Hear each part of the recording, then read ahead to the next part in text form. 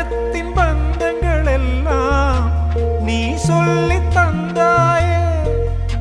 பிறப்புக்கும் இறப்புக்கும் இடையில் வழி நடத்தி சென்றாயே.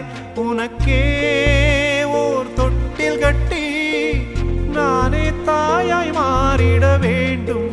ஆராரிராரோ நான் இங்கே பாட,